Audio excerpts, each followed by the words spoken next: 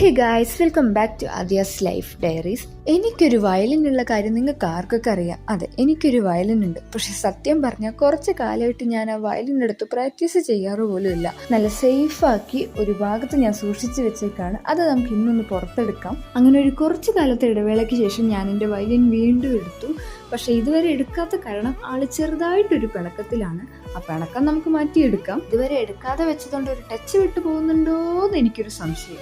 പക്ഷെ കുഴപ്പമില്ല, നമുക്ക് ആ പിണക്കമൊക്കെ ഒന്ന് മാറ്റിയെടുക്കാം. കുറച്ച് നേരം പ്രാക്ടീസ് ചെയ്യാം. അങ്ങനെ വയലിൻ കുറച്ചു നേരം തലോടി ഇരുന്ന് പഴയ കാര്യങ്ങളൊക്കെ ഓർത്തതിന് ശേഷം കുറച്ച് നേരം പ്രാക്ടീസും ചെയ്ത് നമ്മൾ ആ പിണക്കം കുറച്ചൊന്ന് മാറ്റിയിട്ടുണ്ട്. പക്ഷെ മുഴുവൻ മാറ്റാനായിട്ട് ഇനി ഇടയ്ക്കിടയ്ക്ക് വന്ന് എടുത്തോളാമെന്നും പറഞ്ഞിട്ടാണ് മുഴുവൻ പിണക്കവും ഞാൻ മാറ്റിയത്.